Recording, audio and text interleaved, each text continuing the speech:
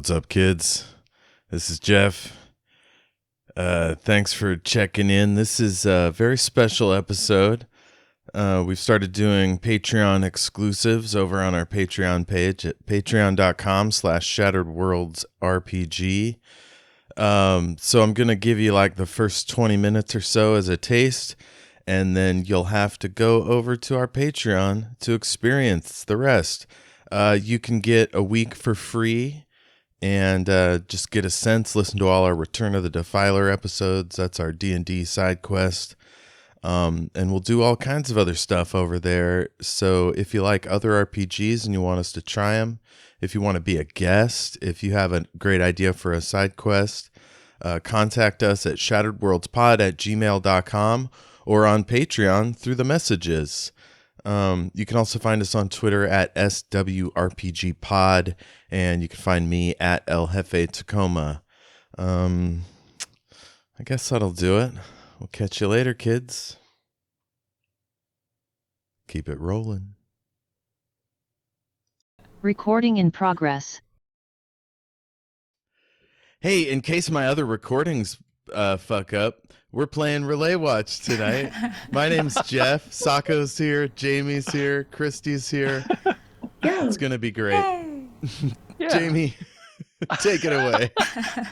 I've got something spooky planned for tonight. With a dash of deja vu, we're going to be having a Halloween hijink or two. Yay. I feel like I really nailed it that second time. Oh, yeah. Jeff, did you want to do that thing where, like, I record on my end so we have a backup or something? You're welcome to. Yeah. Yeah. I'm going to turn myself down here a little bit.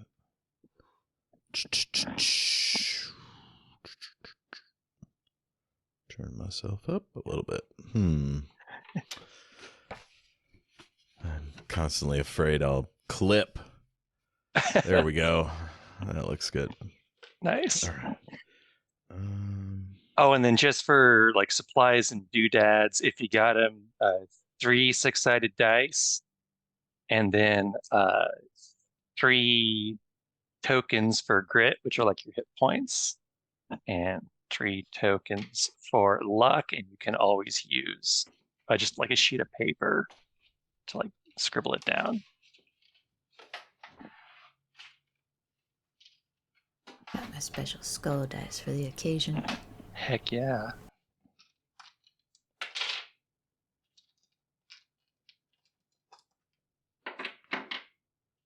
Oh my god, it's so tiny.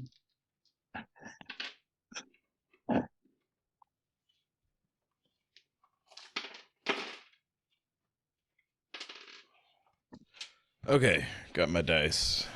Yes.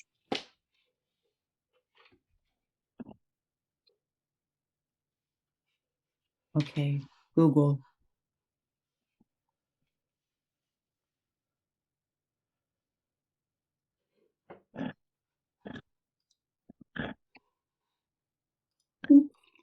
Alrighty.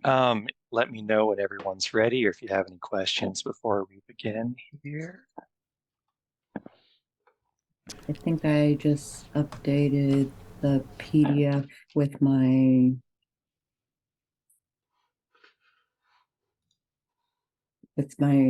Doc Hub app, which is cool. Cool. I'm ready. Alrighty. In case listeners don't know what Relay Watch is, we played it before on this program. It's like set in the beach with lifeguards and stuff, but there's also Lovecraftian horrors. It's going to be spooky. It's going to be a little silly, and just a touch of the ultra violence. Come on, let's do it. We're just going to randomly go full Peter Jackson. No, I'm kidding. Which That is an excellent reminder for me to do safety tools. I tend to watch very PG-13, goofy spookiness. As always, like the X card is in play. So if something skeeves you out personally as opposed to your characters, please let me know and we can like pause and rewind and fix stuff. If something skeeves out your characters, good, I'm doing my job and spooking them out. Please. I'm a horror writer, so like spookified RP is like totally up my alley. All righty. So our adventure is going to begin. The deputy mayor has invited all of you to go out to the Halloween Carnival cruise, a legally distinct cruise line, which is permanently docked about 12 miles offshore. Oh, And so it's like Halloween year-round out there. Tonight is a very special night. There's going to be a boxing match dubbed as the Fright of the Century. And there's going to be like a lot of big wigs out there. And so you've all been kind of sent to make sure it goes smoothly. No celebrities go tumbling overboard or anything like that. oh, sure. And of course, the three of you know that anytime something big like this happens, things tend to go horribly wrong. So keep an eye out for anything unusual. Now, do we have a special uniform for away missions like this? Well, it's good you asked that because tonight only you all get to pick a Halloween costume for your characters, as this is going to be a Halloween boxing match.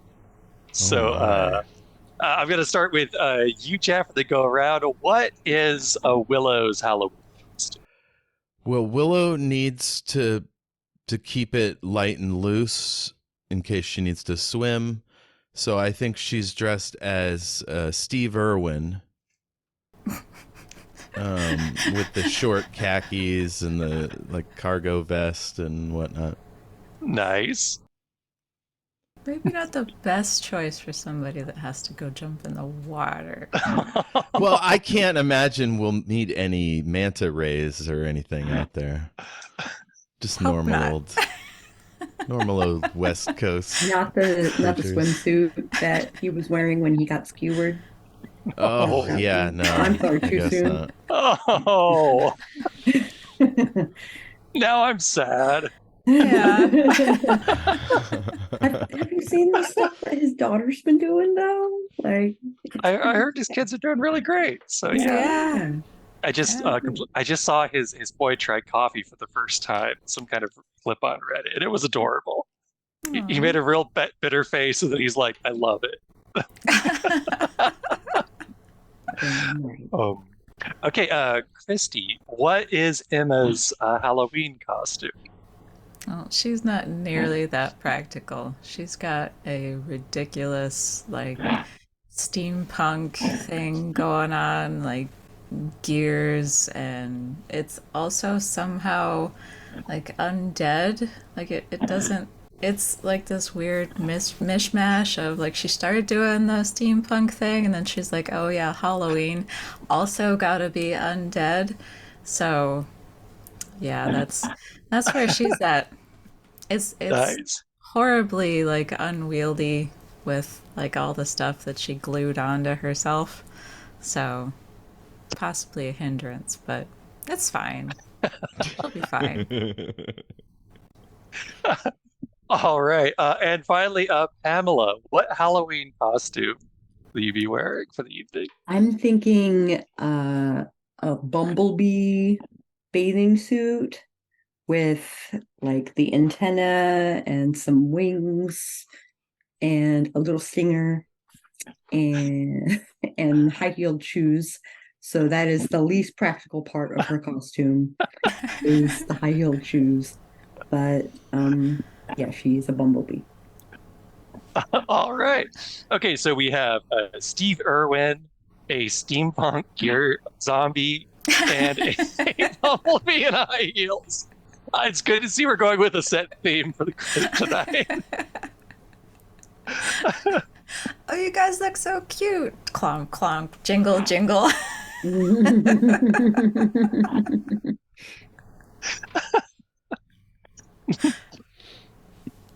Now watch the adventure is just going to be like a lot of like stealth and running required. Probably. Oh no. No. I forget, didn't one of you have a boat? Was it Willow? You had somebody had a boat, I We thought. had a boat like at the shed for lifeguards.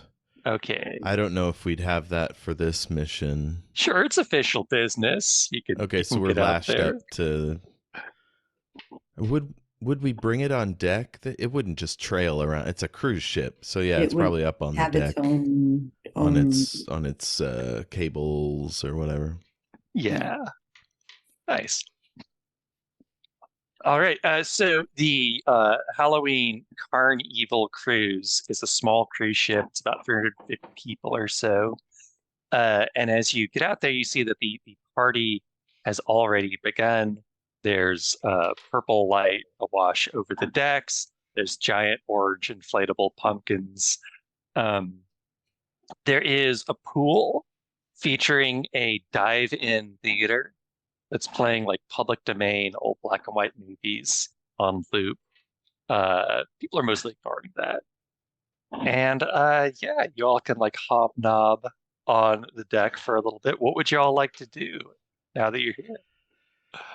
Well, Willow has to get the hobnobbing out of the way. So on her way to the dive-in, she's like, "Crikey!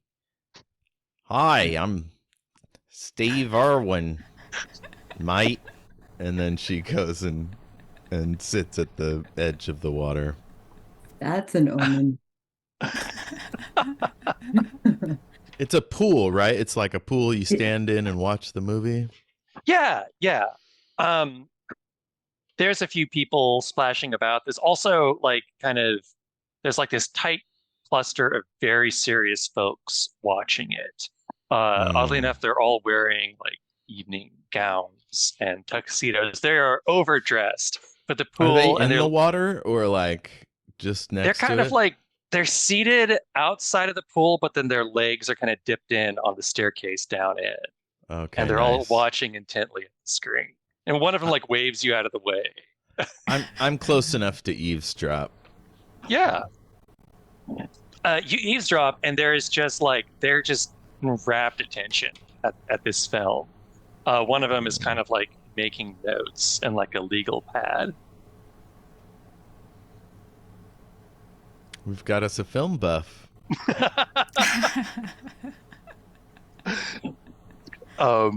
So Pamela, as Willow investigates the pool peeps, how are you hobnobbing?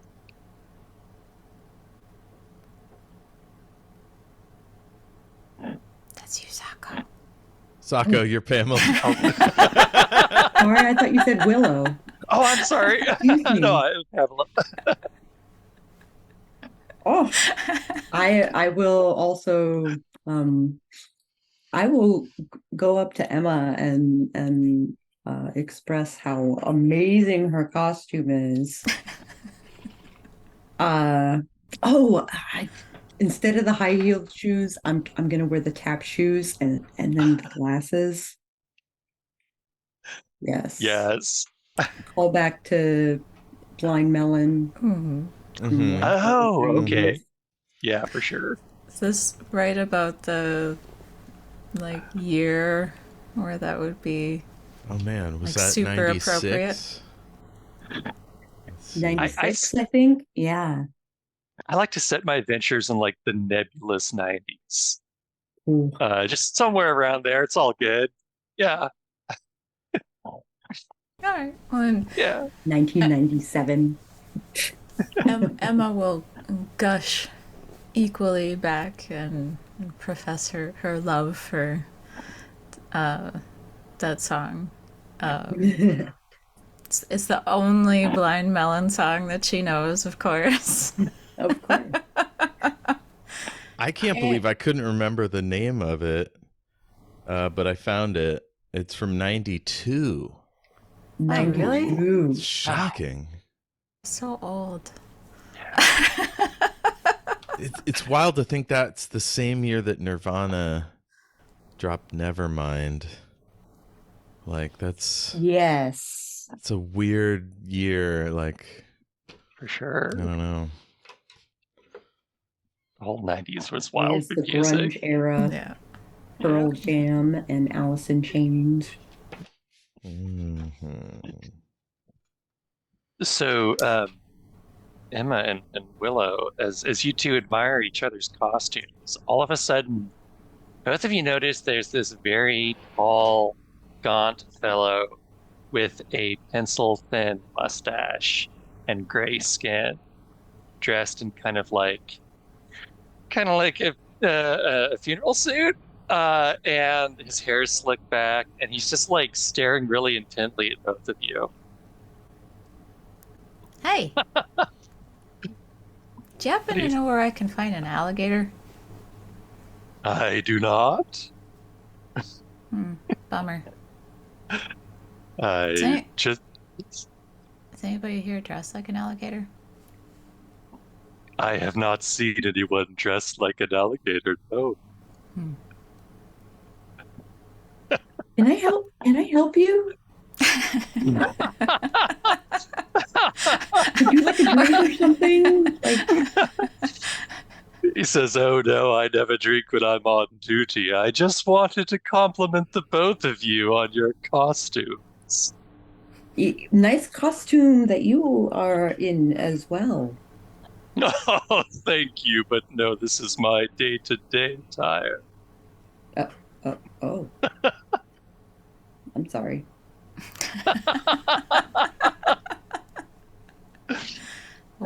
What is it that you do? He reaches in his jacket and he produces a business card. And it says, Mr. Sharp's bespoke Halloween costumes. Ah. And then at the bottom, there's an arrow indicating you should flip it over. Okay. You flip it over. Sure. On the back of the business card is Mr. Sharp's slogan. Ghouls go crazy for a sharp-dressed man.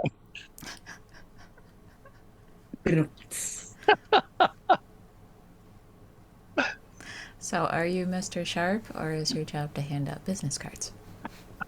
Oh, I'm Mr. Sharp. I just have the one, though. If I could just get that, please get that back. Is there like a phone number or anything on it, or? There is a local address and then the phone number to the business.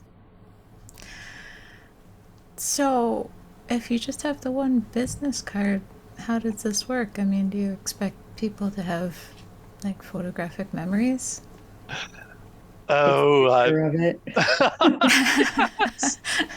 Thanks. And then she'll hand it back.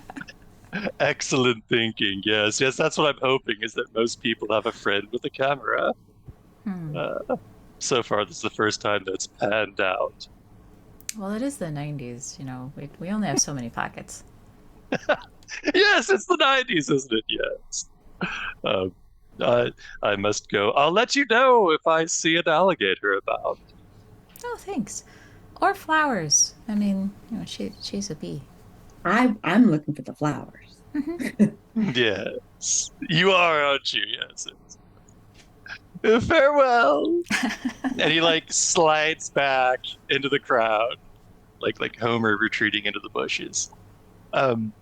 Back in the dive-in theater, the super serious film buffs are rudely ignoring you, Willow. What do you do? I'll say, hey, I'm sorry I got here late. What's this movie called? So they glare at you, and one answers and says, "It's The Old Dark House." I take it you aren't much for films. Oh yeah, I watch all the spooky movies. I've seen all the Halloweens and the I've seen Buffy and Exorcist. I saw that one. There's a lot of like snorts and eye rolling, muttering amateur a couple of times. Oh my god. That's terrible. Oh, She sighs and gets up and is like, "Well, these people may be assholes, but they don't seem to be up to anything." So I head over to see my friends and I'll be like, "Have you seen anything strange yet?" Saw a strange man who calls himself Sharp. Huh. I got a picture of his business card, so we can at least get his contact information. He's a suspicious sort. Yeah, he likes ZZ Top. Huh. That's a red flag. That is a red flag right there.